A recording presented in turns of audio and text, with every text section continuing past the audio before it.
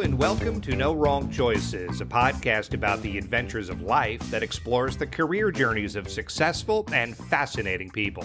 I'm Larry Samuels, soon to be joined by the other fellas Tushar Saxena and Larry Shea. If you're enjoying our show, please be sure to follow us on your favorite podcasting platform. Look for us on social media by searching for No Wrong Choices, or visit our website at NoWrongChoices.com to learn more about us, our history, and to check out bonus content. This episode features New York sports personality Marc Malusis, who was on WFAN radio in New York for years and can currently be seen on WPIX-TV out of New York. Tushar, you guys have been friends forever. You work together, so you are the perfect person to set up this conversation.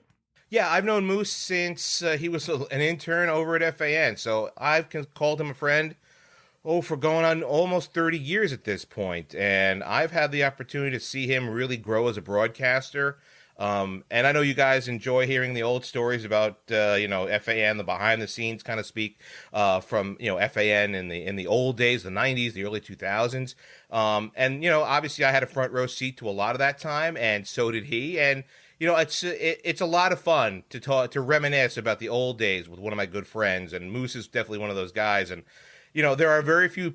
I'm not going to say there are very few people I say are really, really good guys in the industry, but when you talk about the really solid people within this industry, Marc Malusis is right at the top of the list. He is definitely one of those people, and I'm going to tell you, you're going to have a lot of fun. He's really funny. He's really personable.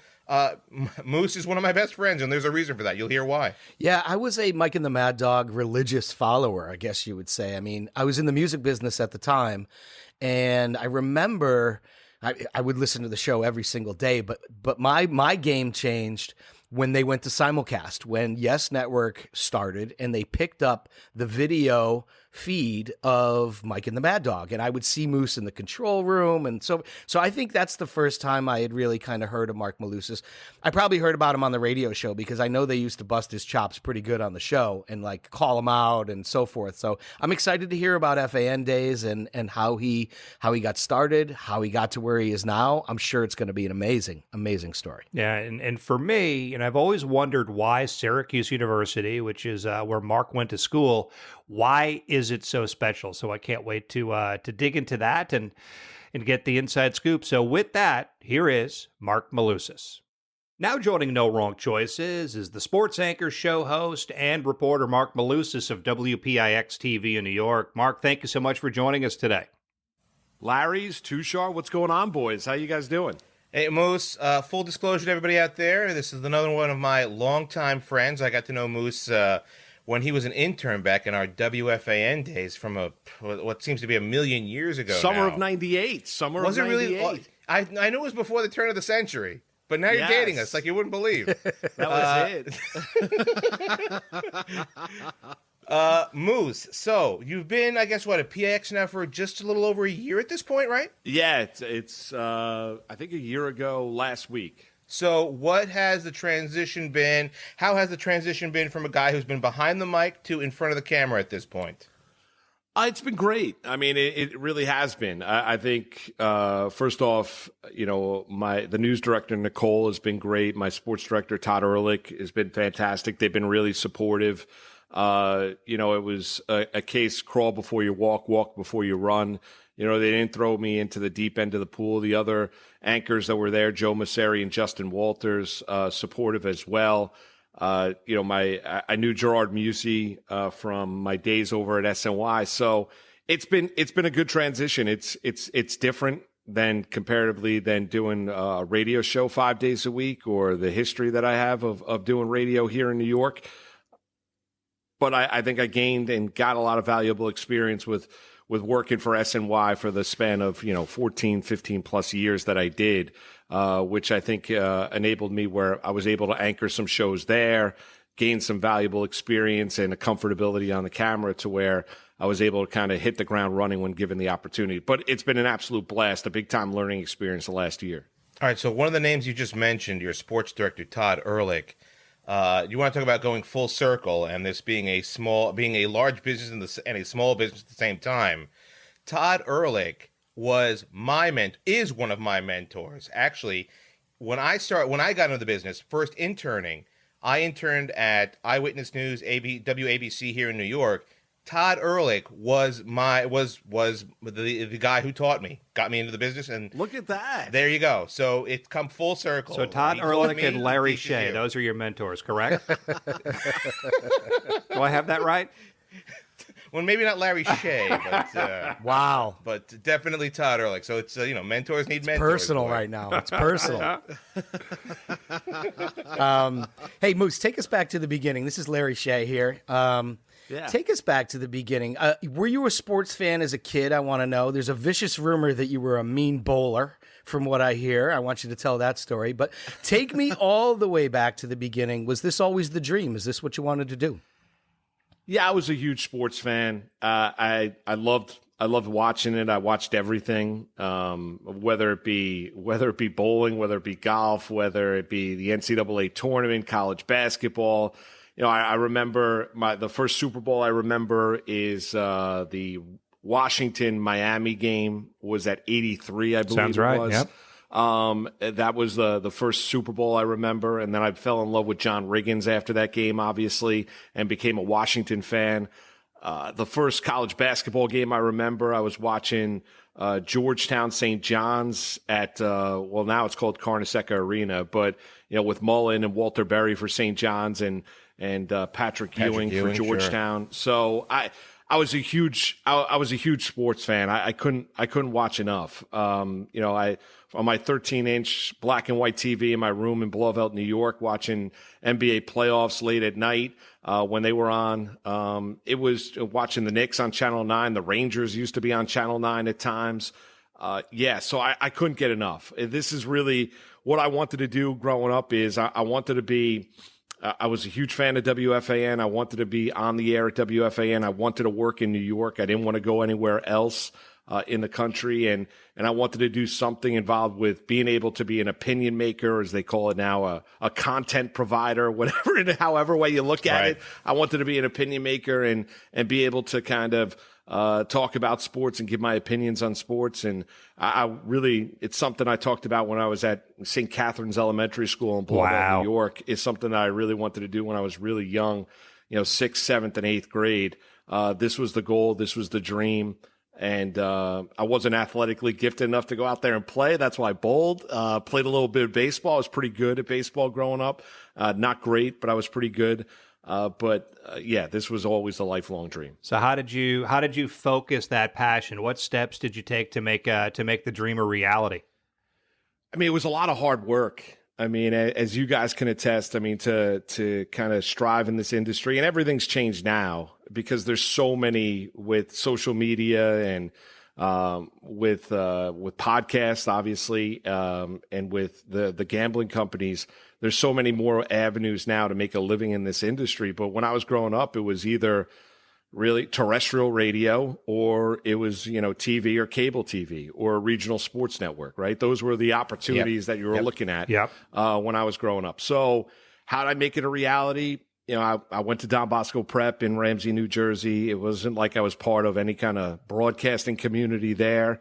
Got through school, had a good time with it, enjoyed my time there, but went to Syracuse University and eventually it got in. I was a VPA major, speech communication, which was more theory, political speech writing, public speaking. I wasn't part of Newhouse and I wasn't just centrally focused on that, but was able to work at WAER, was able to work at Z89, WJPZ, did a little women's college basketball play-by-play there, but made sure that I was able to do some talk shows at WAER, do some talk shows at WJPZ and some post-game shows and start to branch off from there. And then in the middle of years of college, I did a number of different internships. I interned at WFAN as Tushar was there. I interned at MTV. I interned at WABC. My family was extremely supportive in helping me and helping me branch out. My dad is my best friend in my life. And was able to kind of a team effort to make this dream a reality. That's incredible. Yeah.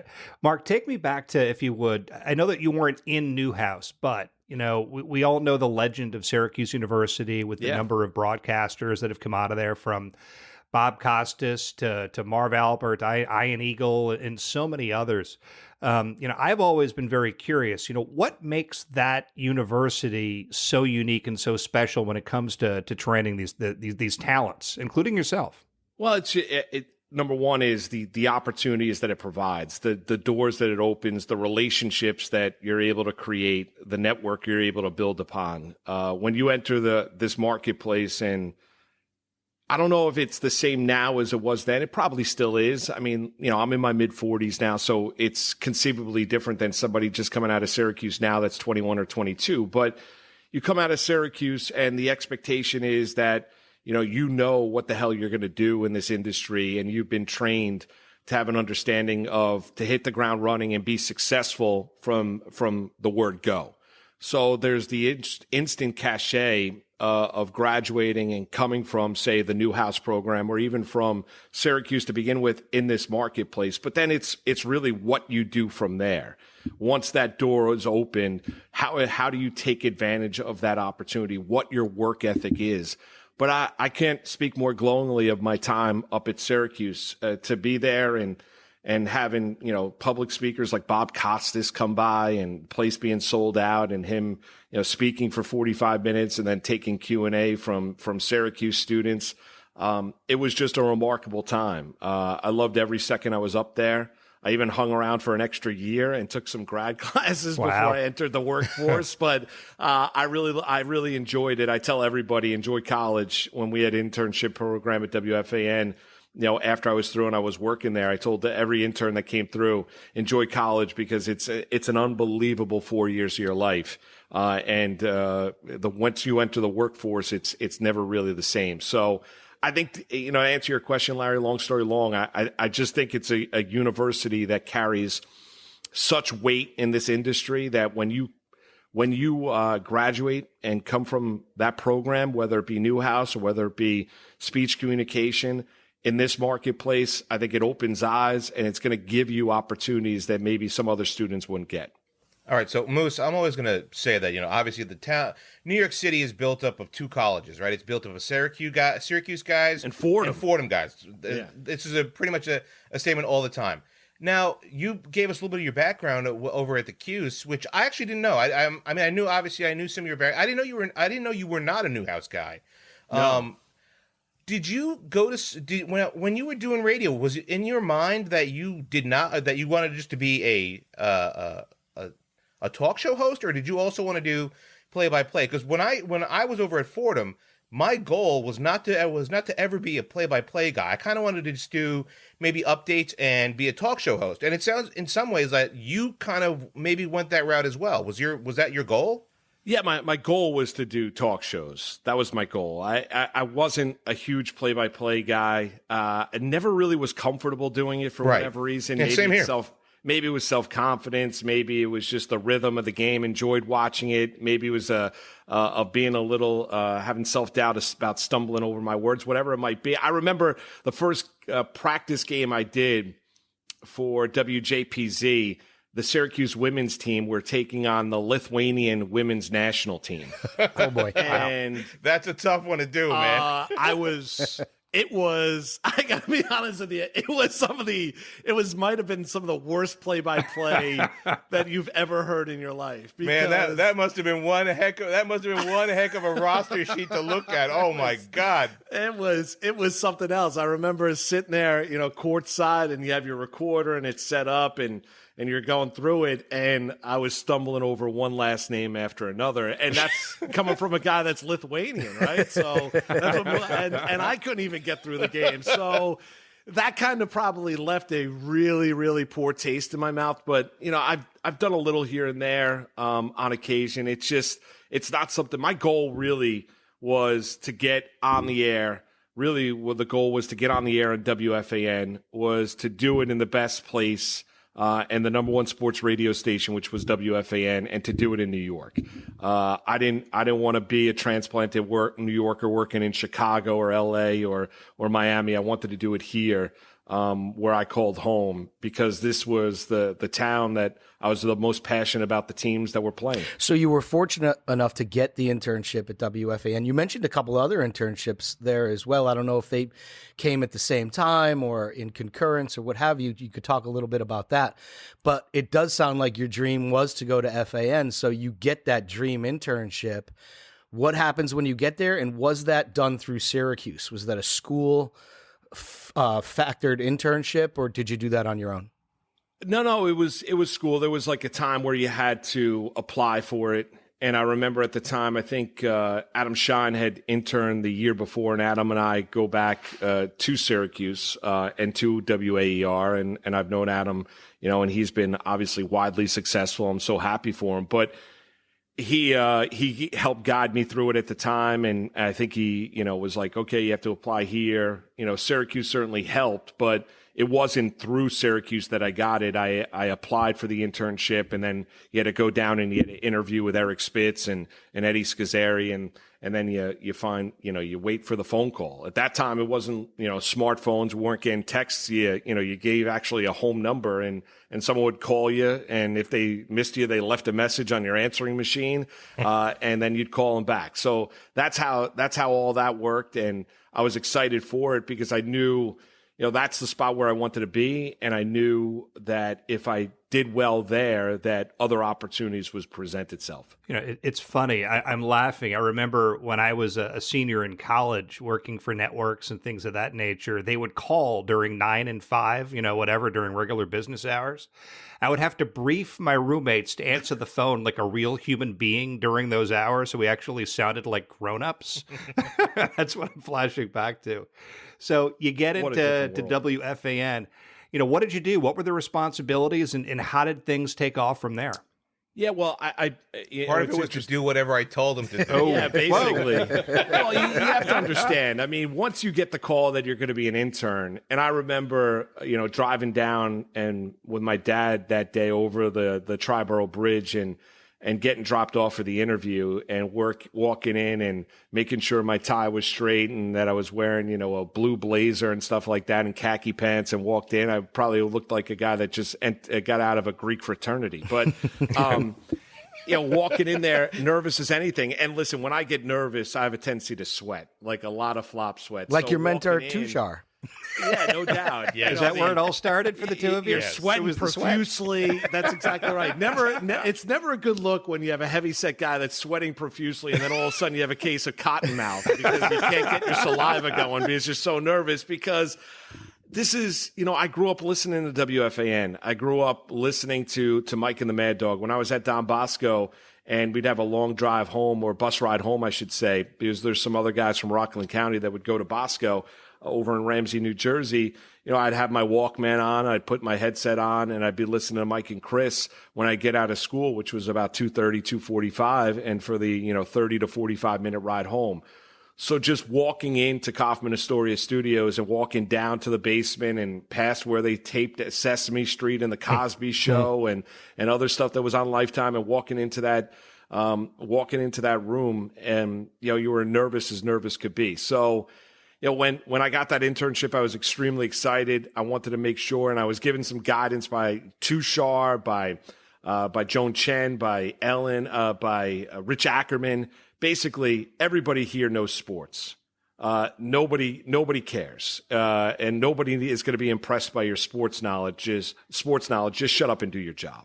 What we ask you to do, go out there and do it. If we ask you to bulk carts, go bulk carts. If we ask you to cut tape, go cut tape. If we ask you to, whatever you need to do, and there'll be other avenues. You'll learn how to run the board. Joan Chen taught me how to run the board, understand how to screen calls, do all those things. But don't come in here like it's a game of Sports Jeopardy and trying to show us all how much sports you know, because everybody in this building knows sports. And I thought it was kind of really eye-opening and great advice. And I just went in there, and during that internship and at 2.5, 3 month stretch, whatever it was, I worked my rear end off. So, but Tushar gave me some great advice during the time toward the tail end of my internship.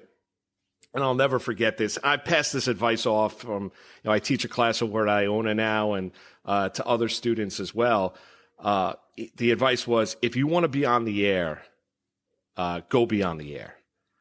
Don't take if they offer you a job and, a part-time job here, don't take it. Go be on the air. And, I wish I took my own advice. Well, yeah. And I thought it was. And after my internship, I got offered a job to work part-time by Eric and Mark and Eddie. And I didn't take the job. And I went to go work at a 500-watt radio station in Rockland County because one of the jobs growing up, I used to work stock at Sears at the Nanuet Mall. And my mom used to work there as well, one of her 2 jobs that she worked when I was growing up. And she was friends with this woman whose husband, Gene Edwards, was his on-air name. He was a very, very good voiceover artist in New York City. His real name was Gene Gugig. He owned a small radio station in Rockland County, and it was 500 watts. And so my mom got me my first job out of college. It was $7 an hour. I was a news and sports director. I worked a split shift. I did news from 6 to 9 in the morning, and then I came back and did news from 3:30 to, I think it was 7 o'clock at night before they went to automation. And that was my first job. And because I did that, Gene gave me an opportunity to do a 1-hour local sports show called On the Mark on Sundays or it's 2-hour sports show, I should say, from 10 to noon each and every Sunday. And enabled me to get on air. I was making no money. I was living at home. But it was a great experience because I got an opportunity right out of school to be on the air and to do some different things that probably to this day help shape me as not only as a person on the air, but as an individual to this day because of the people I met during that 18-month stretch I worked at 1300 Memory Lane. So how important, and obviously, I mean, you've kind of mentioned already, but how important was the support system that you had? Obviously, being able to live at home. You say your father is your best friend, and then your family in general, very supportive of the career choice that you made. Was there ever any talk with your family at some point about, hey, yes, you're going to give this is what you want to do for a living? Was there ever any talk with your parents about, give it some time, and if it doesn't hit, then you got to go to plan B? Was there a plan B? No, amazingly enough, no. I never, and maybe people do, I never kind of wrote down, okay, this is the way I'm going to do it. I'm going to start here. I'm going to go there. I'm going to do this. I'm going to do this. I never really had a game plan. There was never really a plan B for me. The plan was always just to continue to work your rear end off, be good to work with, be coachable. Which I hate that cliche, but people throw that around all the time. But I thought if my work ethic is going to set a tone for what I'm able to accomplish in my career, nobody is going to outwork me. That was the mindset I had. I don't care how little sleep I had. I don't care what I needed to sacrifice personally. And listen, it's to be successful in this industry, there's a lot of sacrifice. There really is. Yeah. People don't talk about it, but it's hard on my wife, Donna. There's been many nights where I'm not home. We've got 3 boys. She's been remarkably supportive. I mentioned my dad. My dad's been my best friend. My mom, was there like a rock for me until the day she passed away. So my mom was always like, you're going to be successful. You're going to work your rear end off. You're going to be able to achieve what you want to achieve. So, to have, maybe it was foolish at the time. I never really thought about, failing. It never really entered my mindset. I always thought that I'm going to find a way. I'm going to work hard. And I believe the doors are going to open for me because I believe that I was good enough to be able to make it in this marketplace. And that's really the way it did. And I felt like one opportunity, I tell everyone, all experience is good experience. I've done traffic for Cablevision. I've done a lot of different things over the course of my career, but it helped shape me as an on-air talent. It also helped shape me as an individual and led to really this broad spectrum and this network of people that, have helped me. And I try and return the favor in any way I can. So at this point in your career, there's a point in everyone's career where you have to do your reps, right? You practice your free throws. You kind of get down what it is you need to do to define yourself, as you said, as an on-air talent. Are you doing that at this point when you were at the 500-watt station and you had your 2-hour radio show on Sundays, or did that not come till later, or did it come earlier maybe at Syracuse and you had enough training there? Where are you getting those reps that allowed you to be self-confident, flawless, good at your craft? Well, yeah, I don't even, Larry, I don't even think, I'm not flawless. I think I appreciate Come it. on, I was building you up. I appreciate it. I don't even He's think definitely of it not flawless. I've heard Larry, his show. anytime you want to come over for dinner, you're more than welcome. Dinner's on me. Nice. I look at it, I'm my biggest critic. So no one's going to tell me that. I know when I do a segment, and I go back and listen to things now when I feel like it's strong, and I know when I feel like I haven't done it well. Now, that's coming with being in this market and doing it for, a pretty significant amount of time. I know when a sportscast on WPIX is good, when I feel confident, I'm like, I nailed that. I know when it's not particularly good. So when did I start doing that? Early on. I think it's important to go back and listen to how you sound. I think you got to develop your own sound. What separates everybody else, and you can't be Mike or Chris, or you can't be Joe Beningo, or you can't be Colin Coward, or any other person on sports radio that's been successful, and be, I'm just going to be just like them. That doesn't work. Everyone's separated by their own personality. Larry, Tushar, you guys are all different than one another. And that's what makes this podcast work, is because, you guys are bring different things to the table. And that's really the way I look at it for myself. So I never looked at it where I said, I'm going to be exactly like this person or be exactly like that. I knew this. I knew I was a knowledgeable sports fan. I got a good personality. I wanted to be passionate. And I felt like that was going to come through. And the more reps that you do it and the more times you practice it, whether it be on the air, whether it be off the air, the better you're going to get. Well, Mark, with that in mind, let's move forward a little bit.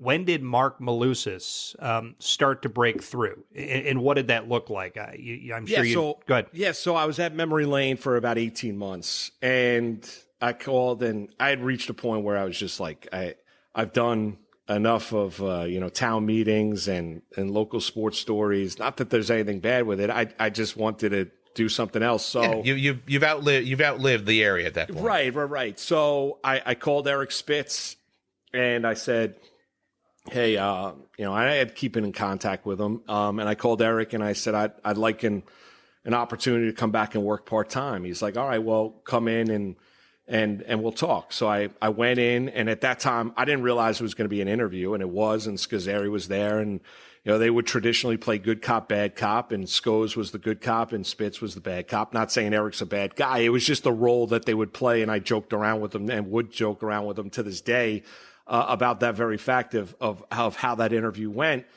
So sat down and chatted with them for about 45 minutes, and right after the interview, they're like, well, we have some part-time opportunities if you want them. And so I took the job. I started working weekend overnights, not on the air, off the air. This was just as a producer role. I was working Ann Ligori's show. She would do Ann Ligori. Don LaGreca would do some fill-in overnights. Joe Tollison would do some overnights, guys like that. But Ann was the weekend overnight anchor at the time that she was doing the shows, and I was producing Ann Ligori shows on the weekend. So that's how I started. And then I did that for about 6 months, a little bit of a transition at the station where Jerry Recco, because Sam Ryan, I believe, was leaving. Jerry Recco was going to be transitioning to doing overnight updates with Joe Beningo, and they were looking for a new board op for Mike and Chris. And I went in. I didn't interview. They were like, we want you to board op for Chris and Mike. Carlin was producing at the time, Chris Carlin.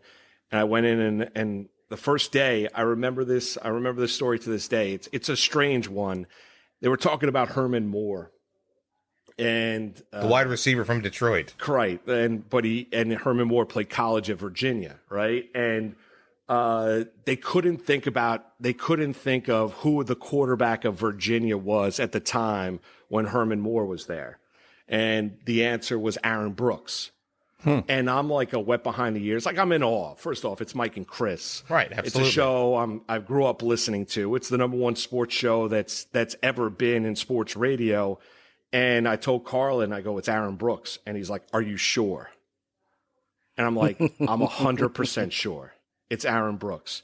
And so he told Russo or Mike in their headset, and they're like, oh, yeah, Aaron Brooks. And Russo's like, hey, not bad. Who came up with that? And he's like, oh, nice job, Maki. Nice job. And so so I don't know how it happened. So that was kind of my first day there. And that was just kind of, a one-shot deal. And little did I know, a few months later, I went back to the Fan August of 2000 doing Ann Liguori.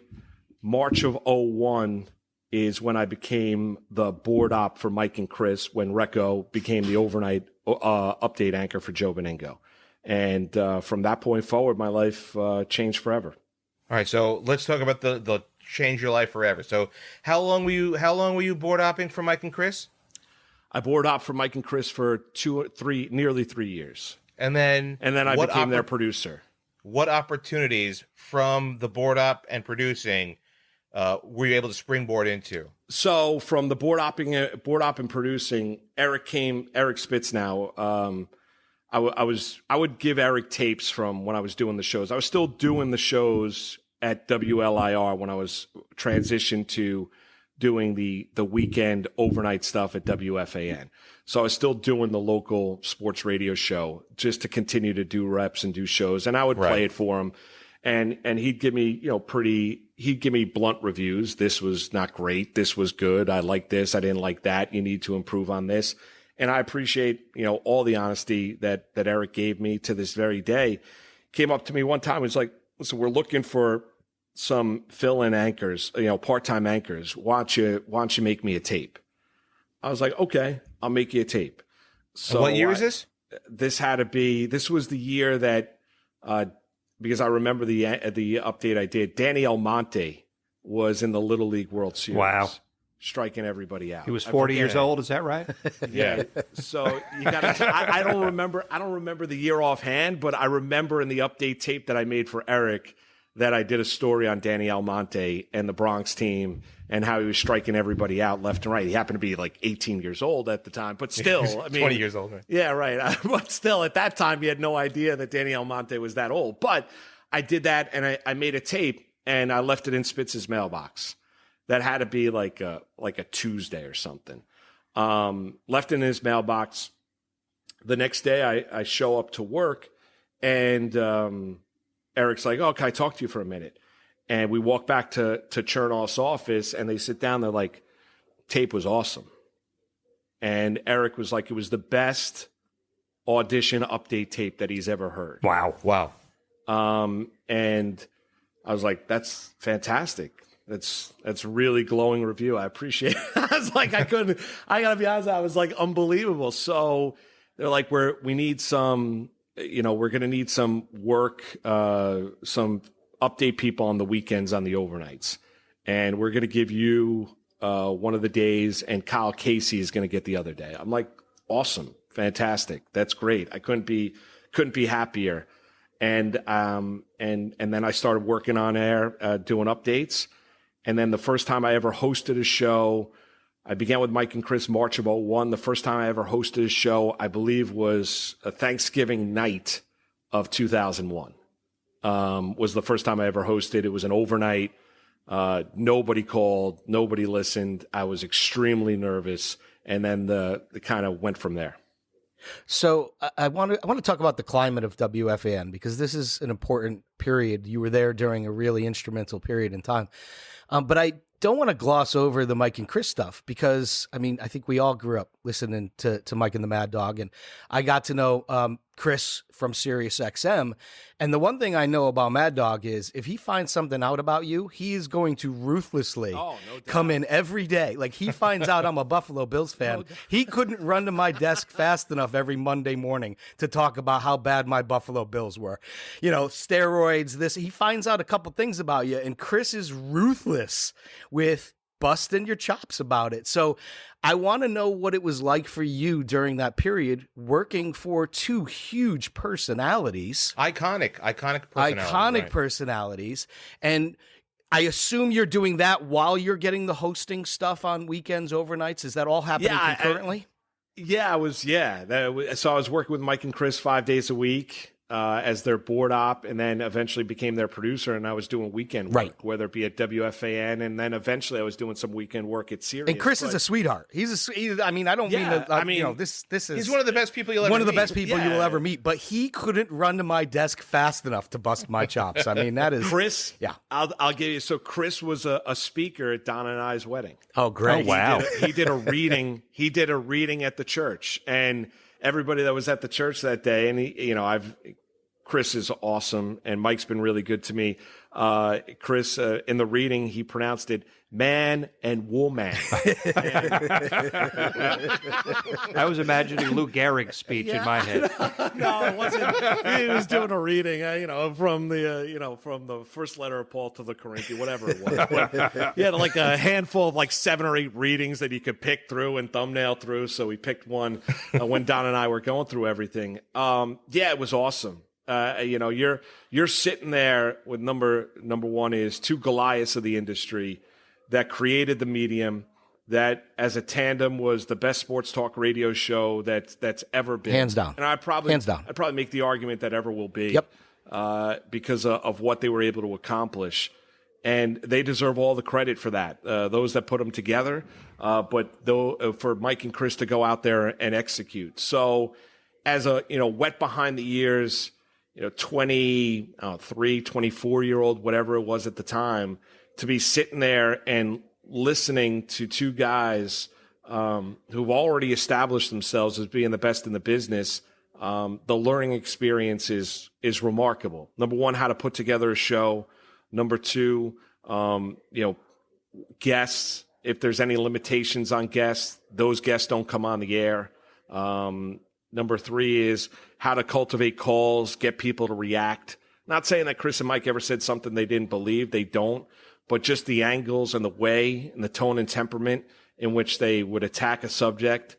It was a tremendous learning experience. I mean, coming from, Syracuse University, and then you have the life experience of sitting there, and it's almost like in awe at times of, and I'm not trying to kiss their rear end. It's just a case of, this is what you want to do. This is all you've wanted to do your entire life since you were 9, 10, 11 years old.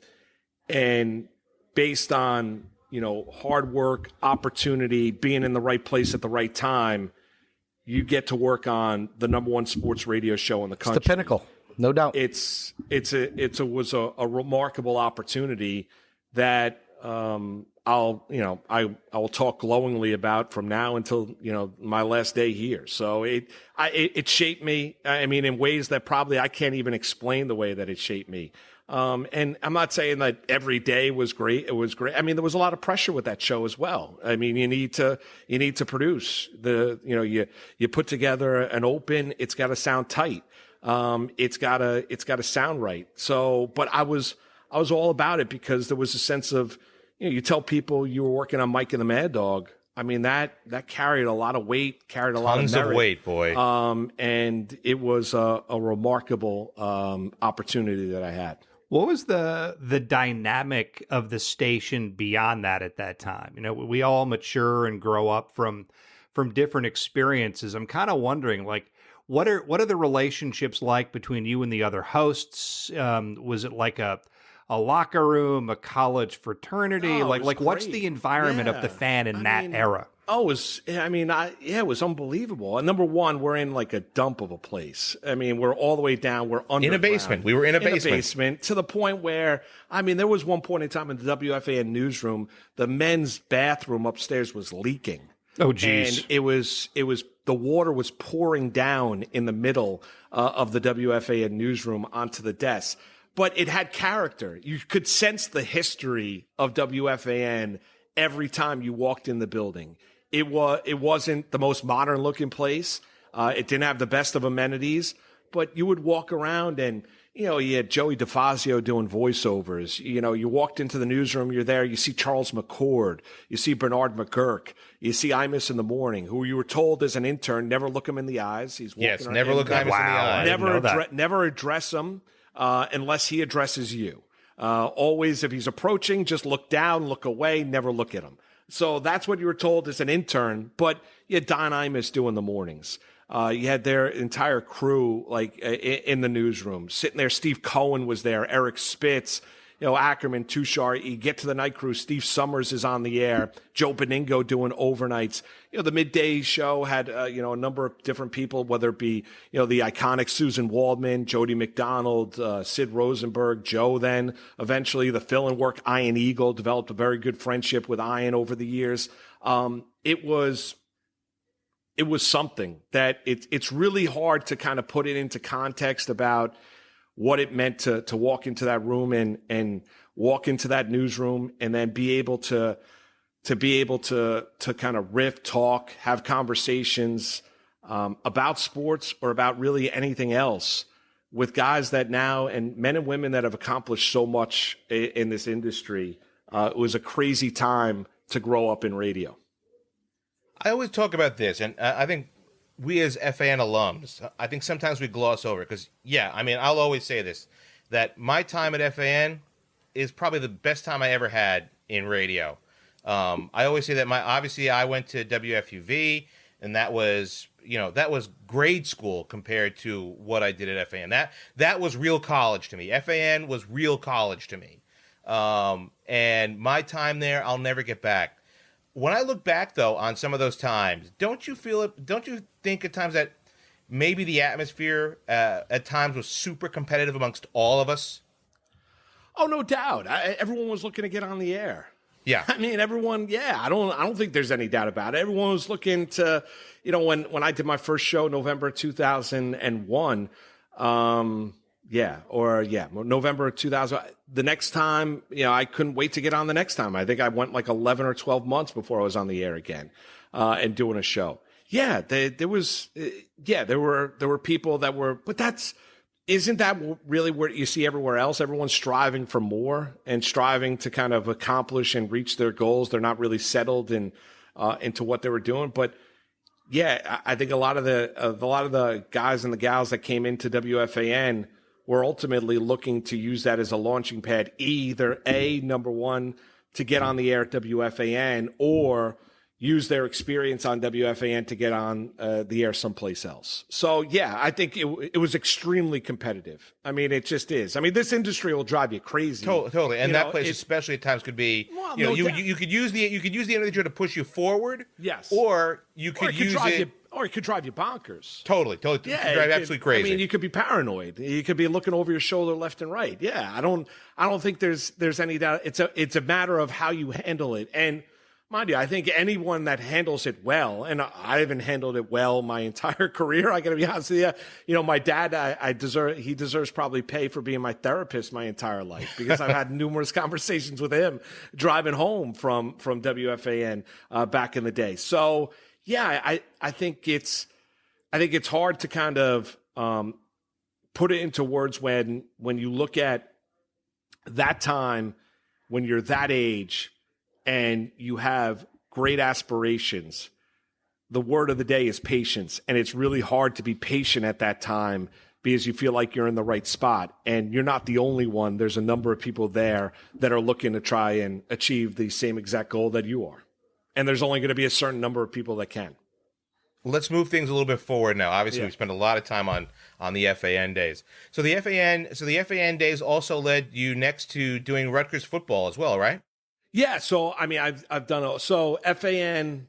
I was there, and then what happened was 2008, summer of 2008, right after I got married, Chris Carlin called me. He was the new voice, or he might have been second year as play-by-play voice, taking over for Tom McCarthy of the Scarlet Knights. and this is what I mean by, having, good relationships, called me and said, hey, we're looking to expand Rutgers football. We're looking for a pre and post game host. I said, awesome. He goes, I can't guarantee that you'll get the job. I'd like to throw your name in the mix. I'm like, okay, all good. Would love to do it. This is around the amount of money that it's going to get paid. You get paid per game, whatever it might be. There's no room to kind of negotiate. Fine. Then got a call maybe a week and a half, 2 weeks later. And he said, well, we'd like to offer you the job, and started doing Rutgers football in September of 2008. So at this point, you're starting a family, you're doing Rutgers, you're still at FAN. What's the next opportunity that comes in, and how are you balancing all of that, Yeah, next opportunity is SNY. Okay. So opportunity SNY came before Rutgers. I started SNY. Well, maybe it was maybe around the same time. I got a call from Kirk Gowdy Jr. March of 2000. I believe it was March of 2008. I got a call from Kirk Gowdy, and he said, we're looking to expand some stuff at SNY. Introduced. I've never met Kirk Gowdy Jr. in my life. I only heard the name and what he has accomplished in the industry. Called me on my cell phone, and it's like, I'd like you to come in. We're looking to do debates on Geico Sports Night. I've heard good things about you. I'd like you to come in and do a couple tests. I'm like, awesome, fantastic. Did a couple tests and eventually got offered the job and started doing debates on Geico Sports Night with Jonas Schwartz. Later on that year, it might have been maybe a couple months later, and then I got the Rutgers opportunity. So I'm doing FAN. Excuse me. I'm doing it. At that time, I'm doing 3 overnights a week at WFAN. I'm doing Friday mornings, I'm doing Sunday mornings, and I'm doing Monday mornings. That's all I'm doing because I transitioned away from being Mike and Chris's producer. Ed Erickson took over, or I believe it was Erickson, or it might have been Ray Martell who took over initially. No, it was Ed Erickson took over in January of 2007, and I transitioned to doing 3 overnights a week. With those 3 overnights, I was still doing some part-time work at Sirius as an anchor on NFL Network Radio. And then I got the offer to do SNY. It was 5 days a week on Geico Sports Night and on their Sports Night show, which is their highlight show each and every night. And then eventually was able to get more from SNY, started doing Rutgers football on Saturdays, along with everything at WFAN. So you're balancing all of these worlds. I don't want to gloss over this part, though. That audition process, were you confident? Did it build confidence? Was it grueling? Did you, how did you approach that? I never want to gloss over an audition because I think that's a big part of what hinders people from maybe taking that next step. And it sounds like you embraced it and went for it and got it. Basically, Larry, that's it. I mean, I did. I would probably, and I don't know, maybe Too Short could bust my balls about it a little bit, but I'm probably the least egotistical person that you'll ever see. Like, I'm not going to bust your balls about that. Come on. There's so many other things to choose from. Not that. But, yeah, come on. I mean, I went into it, and number one is it was a case of they told you exactly what they're gonna ask you, so they weren't throwing you any curveballs. You had time to prepare what you were gonna say, and I never really felt uncomfortable, not sounding arrogant at all on TV and being able to voice my opinion. You're built for this, basically. Yeah, and so I just went in and kind of knocked it out of the park. I was initially supposed to do it, I believe, with Gordon Damer, and then he took a job at Yes Network. And then Jonas Schwartz ended up being my partner, and I did it with Jonas until he transitioned to doing more anchoring stuff on SNY. Then it was Eamon McEnany, and there was Sal Licata. So I did with a number of people over the course of 14, 15 years. But can't thank SNY and Kirk Gowdy enough for the opportunity. And I just went in. I basically went in with as confident as I could be because I said, what do I got to lose? Number one, it's an opportunity I never thought I'd get. Number two is if I don't get it, life is still going to go on. And if I hit it out of the park, I'm going to get an opportunity to be on TV 5 days a week. And that's exactly what I did. So that turned you into the television star that you became and that we now see on a regular basis today, right? Yeah, well, yeah, I guess kind of. You know what? I think it's like all of it. all of it. Like I picked up my son Jackson from school earlier today, and I know we've been meaning to do this and sit down and have this conversation, Larry, for a while with you guys and Touche. And I was thinking about everything over the course of my career, and it's been a really remarkable journey. So, yeah, I don't think I'm certainly not at WPIX if I don't have the experience at SNY. Yep. I'm not at WPIX if I didn't have a good rapport, relationship, connection with Todd Ehrlich from some digital work that I had done with CBS Local during an NCAA tournament with Lisa Kearney about 10, 11 years ago now.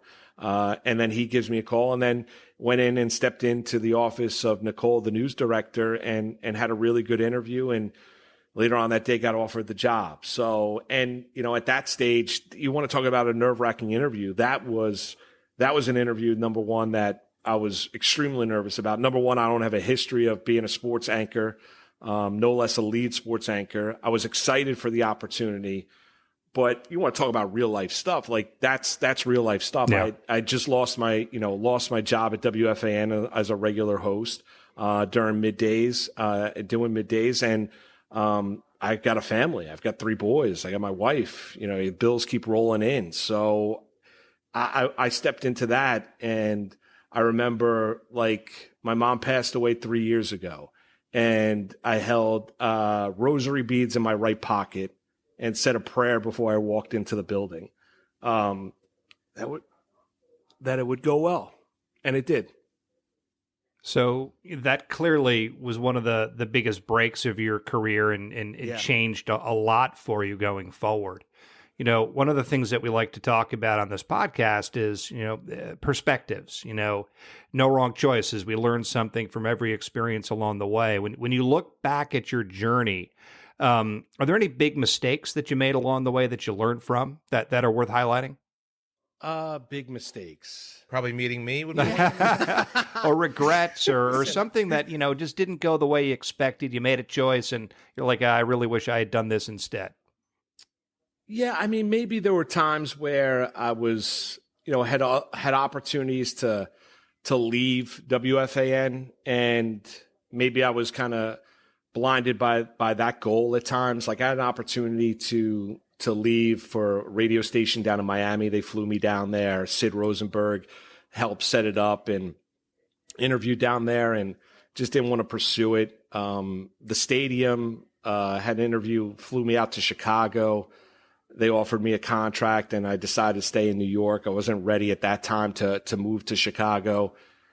I don't know if I guess I didn't handle every situation right. Like there were times where, you do feel the pressure. There are times where you do have a little bit of jealousy, and you don't handle every single step, the right way. Nobody's perfect. So do I go back and look back on things? Yeah, I was talking to my dad last night about it when I was parking my car, getting ready to walk into WPIX, and he always gives me the advice, listen, you can't look back. You got to just look forward. You're where you're at because of the choices and the decisions you've made. Yep. Not every situation you handled perfectly, but nobody's going to handle every situation perfectly. I just try and be the best person I can on to everybody, try and be as helpful and give back as best as I can.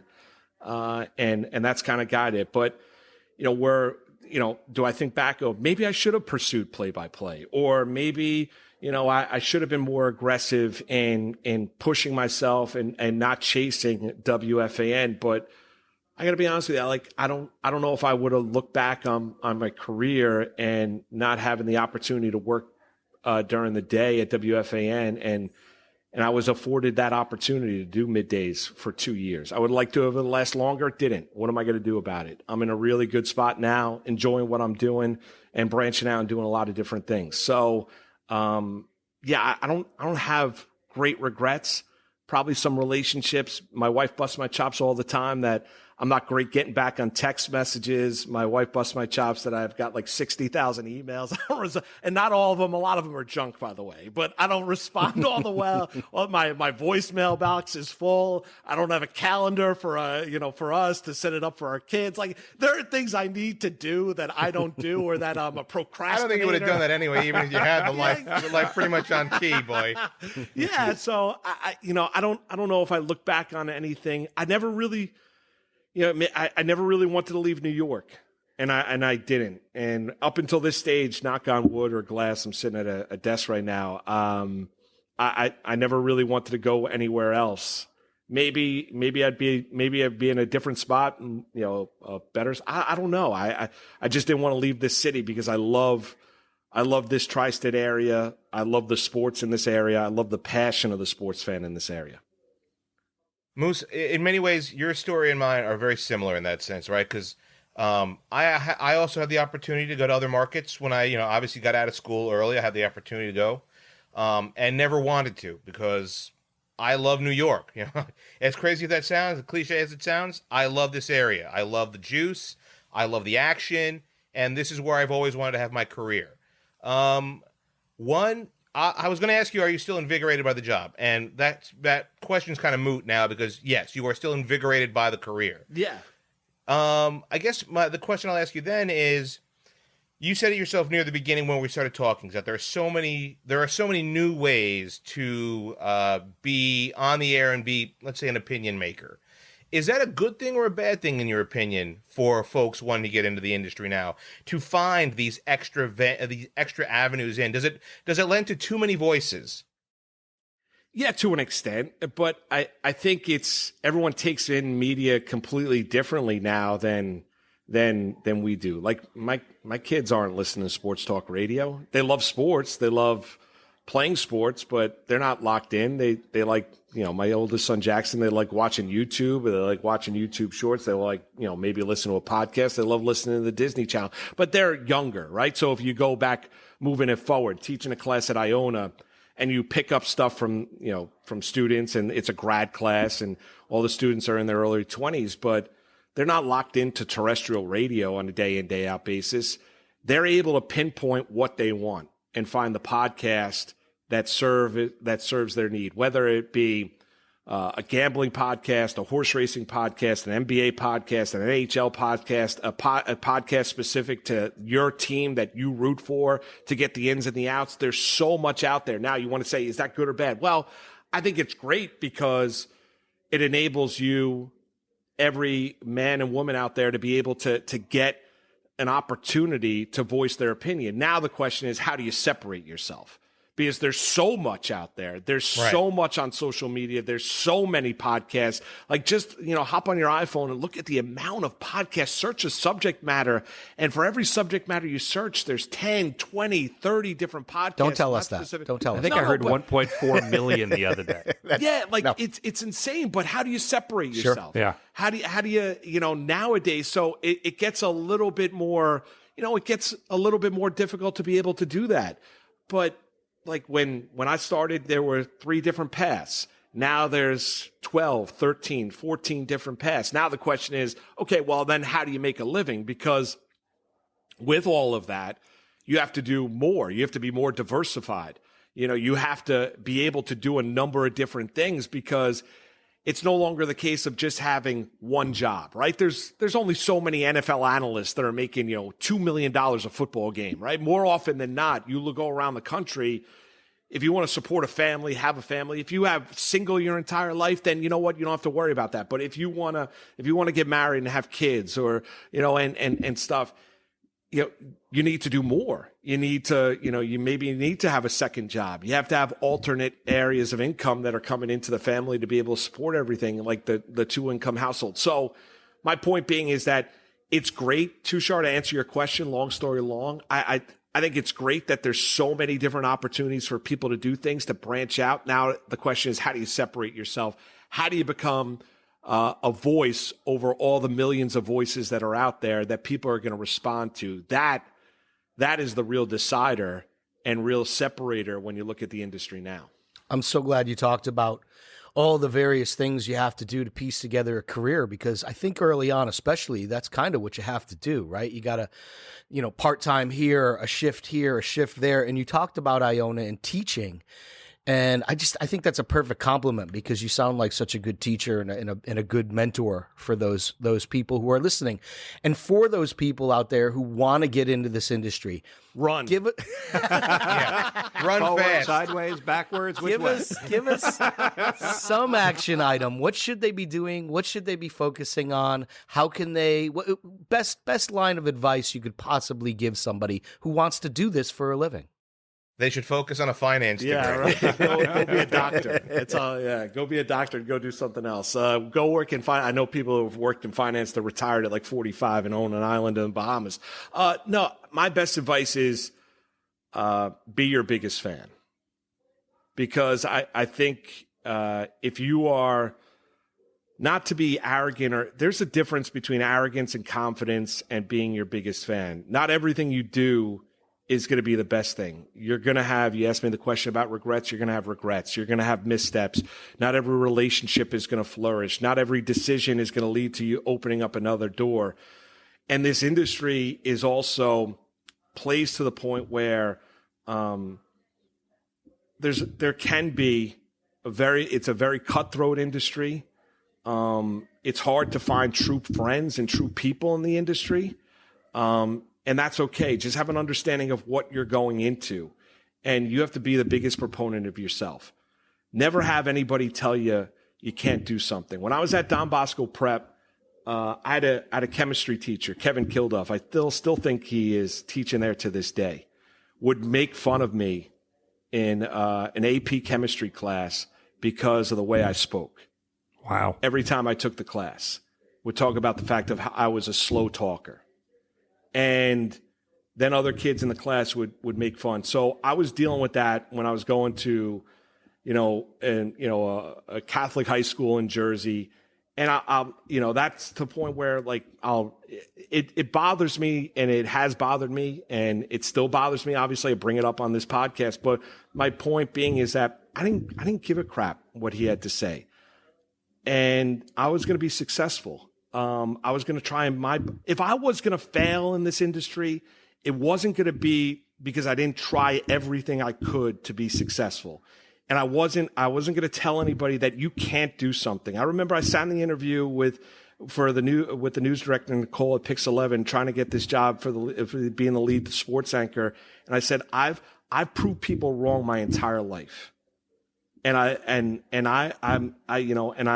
I want to continue to prove people wrong. People say I can't do something. I want to continue to tell people that I can do it and thrive in that. So my biggest bit of advice is be yourself, be true to yourself, be your biggest fan is the biggest thing, because you have to be there for you. It sounds silly and dopey, but it really is the case, because in the end, you're either going to fail or succeed based on the effort and based on your performance. And if you give everything you got, ultimately, I feel like I'm in a Rocky movie now. Ultimately, you're gonna win, and you're gonna be successful. I'm inspired, Moose. I'm gonna tell you right now. I'm inspired, Moose. It's not how hard you get knocked down. It's how exactly right. Exactly right. Well, with that in mind, let's take a little bit of a shot at the chemistry teacher here, Mark. Will you please run through all the different places that people can find you today? Yeah, so I do a daily show on Better Sports Network with Keith Arizari called Moose and Keith. It's 10 to 12 Monday through Friday. You can find it at bettersports.com. I'm on WPIX-11 nightly from Sunday through Thursday, the 5, the 6, 6:30. I do a Moose on the Loose and opinion every single night. And then we have on Sunday nights, I do the 10 o'clock news with the legend Kaidi Tong, who's as great of a person as you'll ever meet. Oh, Kaidi that's great. Is unbelievable. Cool. Yeah, Kaidi she is so nice. I do that, and then New York Sports Nation with Joe Masseri each and every Sunday night. And then I do Rutgers football, teach over at Iona. What else am I missing? No, I think that's about that. Sounds like a lot. So it'd be okay if you're done. I got 3 kids. Well, here's the deal, Larry. I got 3 kids. I got 3 kids playing hockey. I talk about this all the time. Hockey's not cheap, right? I got 3 you kids gotta keep playing going. hockey. Yeah, that's exactly right. So it's fun. I'm lucky. I'm blessed. So. Well, Marc, thank you so much for joining us today. What an incredible and legitimately inspiring story. Guys, it's sorry. Listen, I can't believe I started crying. I got emotional with you guys, but no, of course. What are you talking about? Tushar does that to people all the time. We have a hard time doing the podcast. That's a very emotional thing, man. No, you guys are great. I loved when you guys were doing your thing over at Sirius, and I popped in when Tushar asked me about coming on with you guys. I said, yeah, absolutely, and I'm glad we were finally able to make it work. I've been listening to your podcast; they're fantastic. Really, you learn a lot about people, and hopefully, people kind of can learn a little something, or at least laugh. I'm surprised we didn't get into like a Tushar story, because I know Erica tore him down when she was on. I was surprised we still didn't get into a Tushar story. You got a good one? No, Tushar was. I'll Look, tell you. This is mutually assured destruction. No, Any story about me will cancel you, and too. Marc, I think the general theme is that we have to have a roast episode of Tushar on this podcast. No, Tushar is, number one, is he's a true friend and somebody that I know that if I don't speak to for 3-4 months, I could pick up the phone and it's like we haven't missed a beat. So with that, though, he was at times he could be tough to work for. He was blunt, brutal. Like you think about New York, and you think about the New York attitude. Like Tushar had it. Like he'll tell you when it was crap. He'll tell you when it was great. And I appreciated that. And I just I learned a lot when I came out of that internship. I knew that Ack would wipe down his phone every single day with a wipe. And that he had a specific spot that he sat in. I learned that you never look Don Imus in the eyes. And I also learned that when I worked with Tushar, I was going to pick up something and learn something. He was always good to me. Man, this is not the takedown we were hoping for. No, I understand. Very uncomfortable. Right. Yeah. The one story, and I don't know here. So, and you guys might take this out of the podcast. So the one thing this will probably be going out if it's a story I'm thinking of. It's the Christopher Reeve story. Oh my God! We'll be cutting this out. Will you be cutting this out? This is the. So no, I won't tell it. That'll be off the air. I'll tell that one. That'll be on once we do the lockout. Then we can tell that story. Yes, you got it. I'll tell you the Christopher Reeve story. But no, Tushas, you guys are great, and thanks for having me on. Thanks, Moose. Thanks, Marc. What another great, entertaining conversation for selfishly me, and I hope everybody else feels the same way, as I'm really beginning to enjoy this theme of roasting Tushar on this program. It's the greatest thing ever. Thank you, Marc, for delivering once again. I will not be going down alone. Anyone who tries to take me down, I guarantee I'm taking you with me. We are having a Tushar roast at some point, I promise you. Well, I'll tell you this, and you just heard, Moose is a really good guy. One of the few really, really good guys in the industry. Like, I'd be hard pressed to say that I can find anybody who has anything negative to say about Marc Malusis. And I can't say that about anybody else in the industry. Like, you'll always find one person who has something bad to say about someone. That includes myself, right? So the one thing I was very surprised about when he told his story, which I never knew, and I've known Marc for a long time, is that he didn't have a plan B. And sometimes working without a net is a rough thing to do. If you don't have a plan B and your whole entire goal is, I have to make it or I don't have, or else, right? Because in some ways that was my story as well, is that I had to make it in New York radio or New York media. And I didn't know what the other career would be if I didn't do that. So that's a pretty inspiring story right there. Yeah, I think part of what makes this industry so unique is that you have to piece it together, right? You got to do this job here, that job there. You got to fill your week out and hope at the end of the day it's enough to make a viable profession in terms of currency. Like Marc said, the bills keep coming in. in this industry, you don't make a ton of money, and you got to figure it out unless you're a Mike and the Mad Dog or the Pinnacle. But what did I take out of this? Relationships. He was constantly going back to people who he knew in his life, and I think him being a good guy, and it just tells you again, be good to people because you never know how they can help you.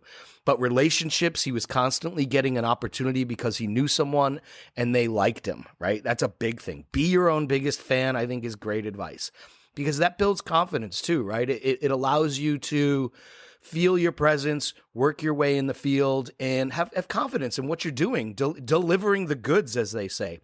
But also outwork everyone, and he didn't care how much sleep he got. I mean, I might have a problem with the sleep part of it because I love my sleep, but outworking people, man, if you want to chase a dream, you got to go after it, and you got to dig hard, and you got to outwork people to get to where you want to be in life. You know what? I think you make a good point in saying that, you know what, sometimes there is not a straight path to the end goal. That's the real key there, is that, you know, we all talk about sometimes is that, you know, is there a direction we have to take? Well, the direction really is the end goal, is that what we're looking at. But there's never sometimes a set path on how to get there. We all know what we want to do to be successful, but we all have to obviously take different directions to get there. And that's really what kind of Marc did, and what so many of the folks that we've spoken to during the podcast have said. Like, there's never a straight line to get there. It's always kind of zigzags. And that's really the great story here, is that, you know what, as long as you have the end goal in mind and you understand that this is where I have to be at the end of the day, well, then whatever you do in the interim is the proper thing to do. Yeah, I mean, that's... you both, you know, sort of, you know, voiced a lot of what I was thinking, and in that general theme is life is that way. You know, for those who can't see me, I'm pointing forward. You know, you can't spend a lot of time getting caught up in the past, what went down before. You just need to learn, keep moving your feet, and keep pointing yourself forward. And if you have that self-confidence and that faith and that belief in yourself, and you keep trying and you keep running and hustling, things will eventually break your way, for better, for worse, if it's hard, if it's easy, whatever it may be. If you keep moving and you keep pushing and going, things are going to eventually break your way. And no wrong choices. And there are no wrong choices. We learn from everything along the way. Thank you for setting me up for that, Larry. But legitimately, that's how things work. And Marc was just a great, great, great example of that. So with that, we thank Marc Malusis for joining us. Be sure to look for him on WPIX-TV out of New York or on the Sports Better Network. We also thank you for joining this episode of No Wrong Choices. Please be sure to follow us on your favorite podcasting platform or join the conversation by visiting our website at NoWrongChoices.com and our Facebook, Instagram, and Twitter pages, which can be found by searching for No Wrong Choices. On behalf of Tushar Saxena and Larry Shea, I'm Larry Samuels, and we are the Fellas.